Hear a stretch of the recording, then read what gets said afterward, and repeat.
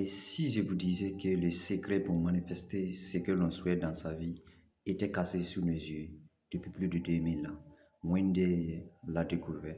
Il a découvert les livres sacrés comme la Bible et le discours de Jésus pour ensuite créer 5 règles.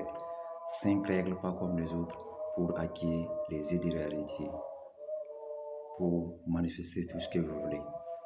Cette vidéo est remplie d'enseignements ancestrales et elle peut littéralement changer votre vision du monde. Alors, je vous recommande.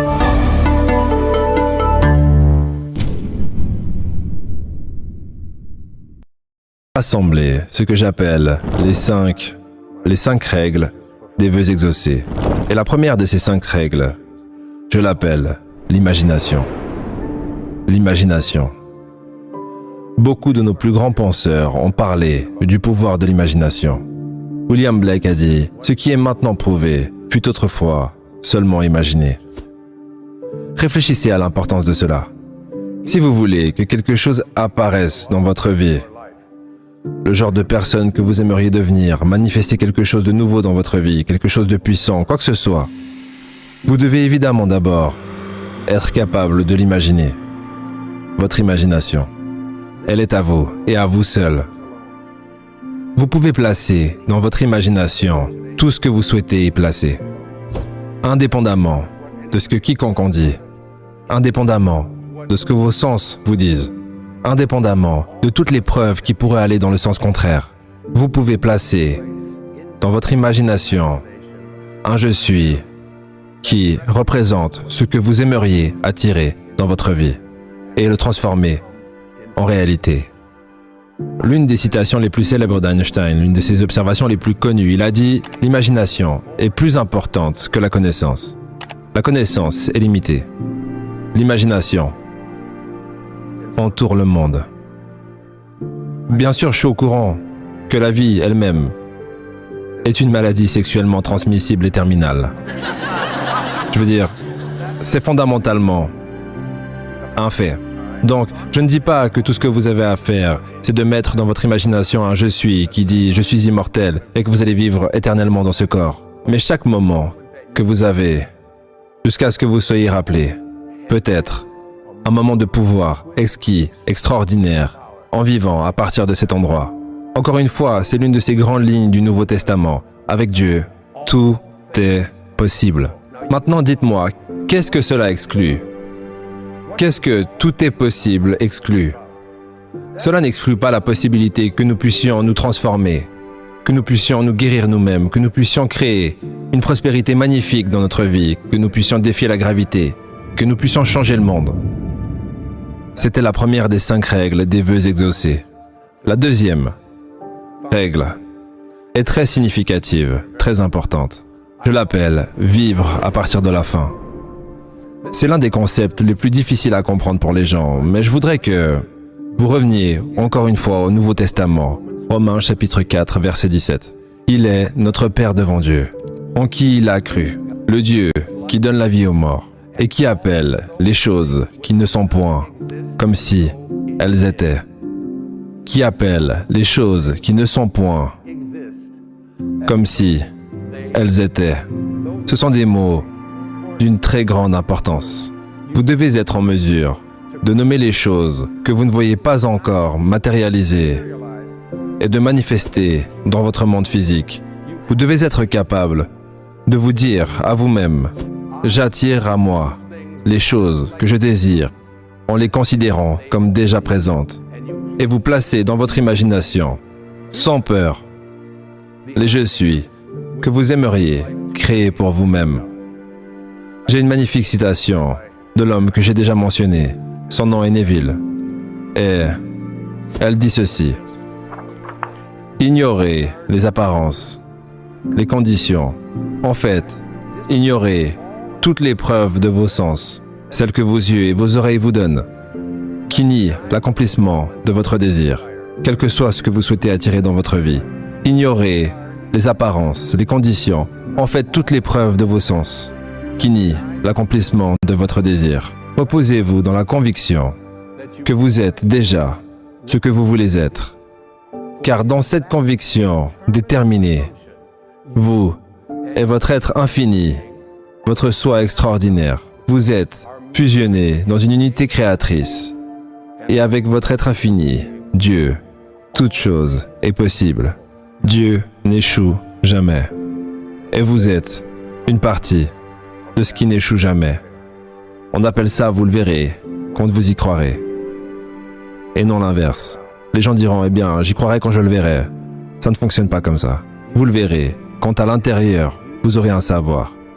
Et Neville a aussi dit, et donc, pour incarner une valeur nouvelle et plus grande de vous-même, vous devez supposer que vous êtes déjà ce que vous voulez être, et ensuite vivre parfois dans cette conviction.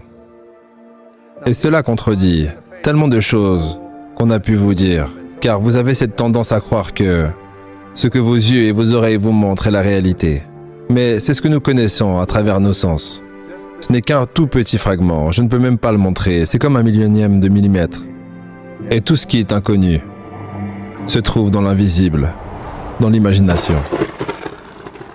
Et la plupart de notre attention est concentrée sur « voici mes croyances et mes doutes sur ce qui est possible et ce qui ne l'est pas, juste ici ». Et en fait, nous faisons face à un univers sans fin. Troisième règle des vœux exaucés s'appelle « présumer le ressenti du vœu exaucé ». Présumer le ressenti du vœu exaucé. Alors voici où nous en sommes. Nous avons utilisé notre imagination. Nous avons placé quelque chose dans notre imagination, sous la forme d'un « je suis », qui est le nom de Dieu. Je suis fort, je suis en bonne santé, je suis bienveillant, je suis prospère, j'obtiens l'emploi pour lequel je postule, je suis, peu importe ce que c'est, je suis. Et ensuite, vous avez pratiqué le fait d'appeler ce qui n'existe pas, comme si cela existait. Et maintenant, vous passez du monde de l'intellect, parce que comprendre quelque chose intellectuellement est très différent de comprendre quelque chose spirituellement.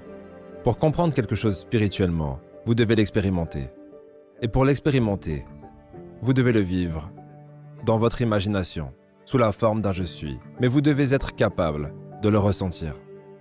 Faites de votre rêve futur un fait présent, en présumant le ressenti du désir accompli. Donc peu importe ce que vous aimeriez expérimenter dans votre vie, rappelez-vous ceci, votre imagination est à vous. Tout ce qui existe maintenant a d'abord été imaginé. Et donc, tout ce qui existera doit d'abord être imaginé. Ok. Henri David Thoreau a probablement donné la meilleure définition du succès que j'ai jamais entendue.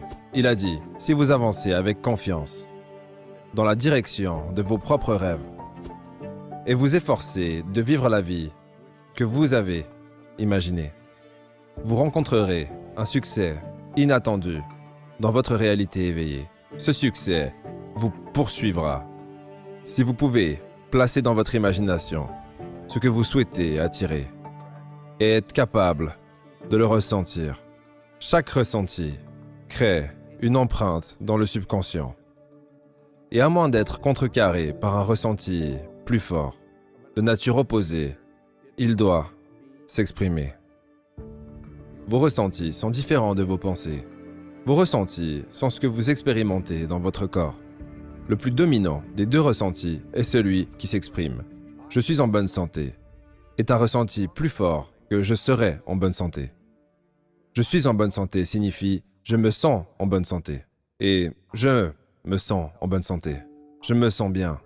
Je ne détermine pas si je vais bien en me basant sur ce qu'il est écrit sur un bout de papier ou sur ce que quelqu'un d'autre là-dehors me dit.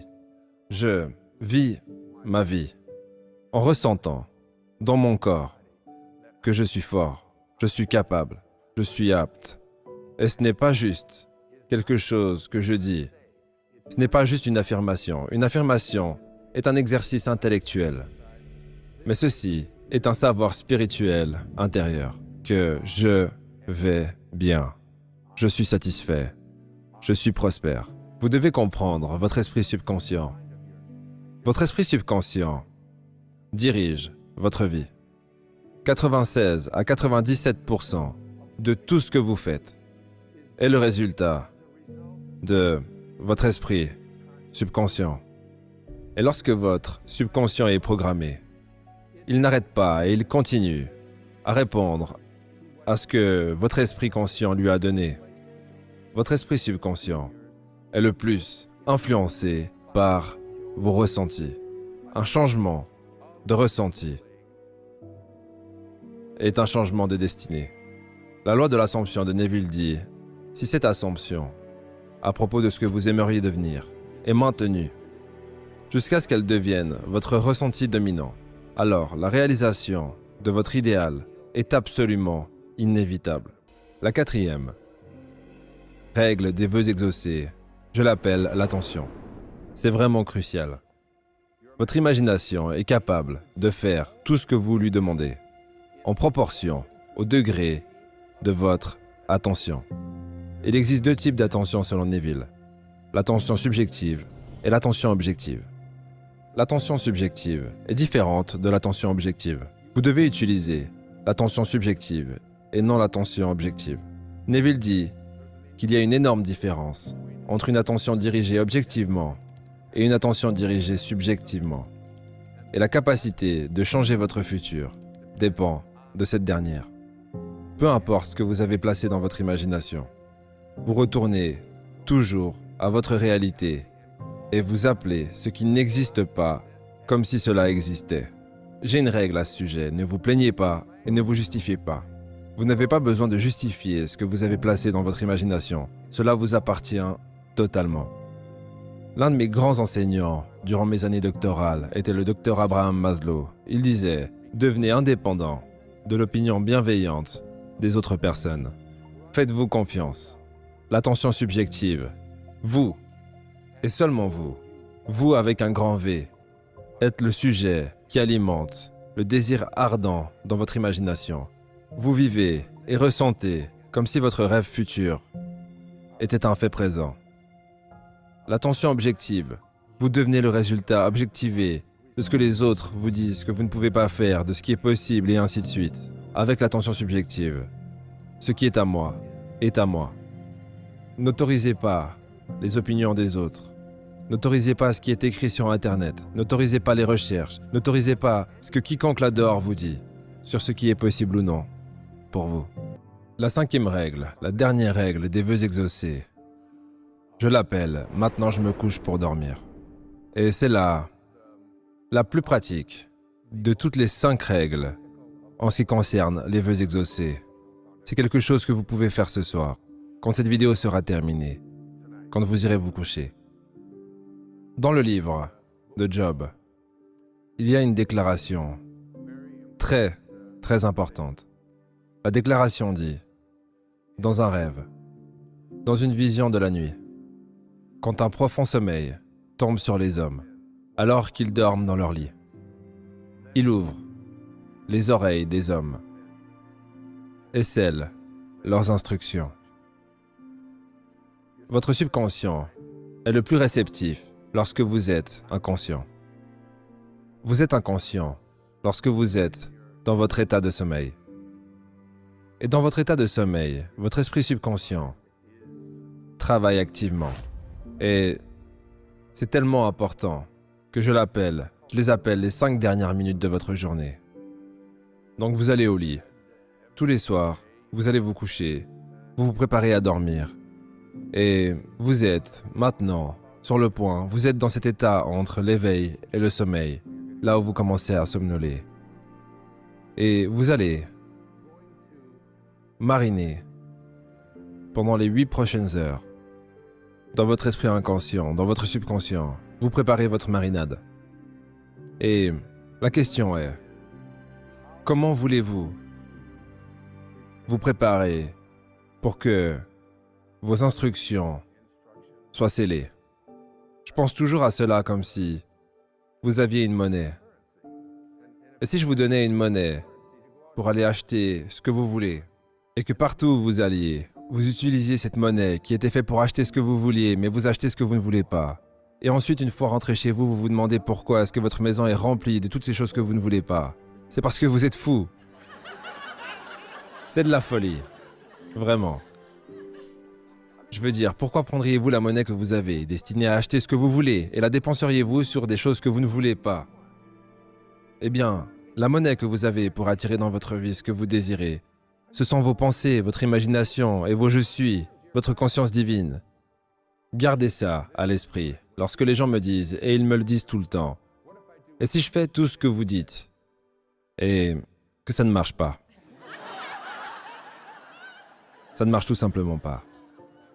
L'étudiant doit constamment se rappeler, si cela ne vous semble pas naturel, si cela ne vous semble pas naturel, ça ne fonctionnera pas.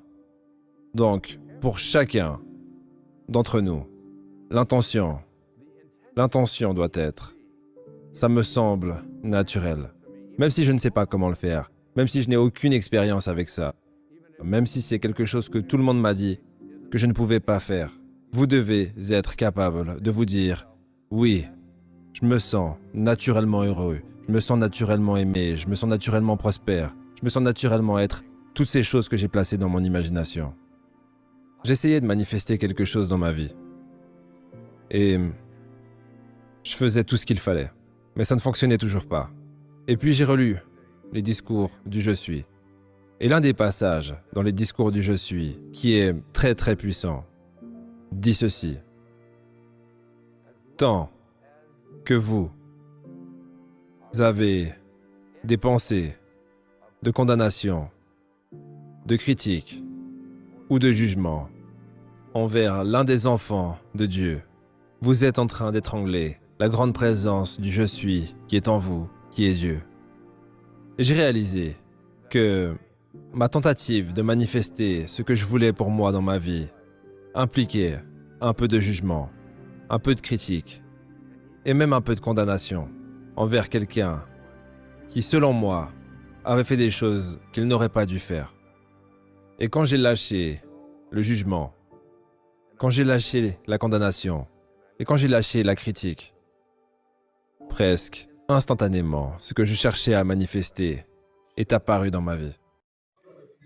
Si les enseignements que Dr. Wendaya nous a partagés dans cette vidéo, vous l'avez trouvé très important et utile, alors n'hésitez pas à la liker et à partager avec un ami et à vous abonner à la page pour ne pas rater nos prochaines vidéos qui sont motivantes et inspirantes comme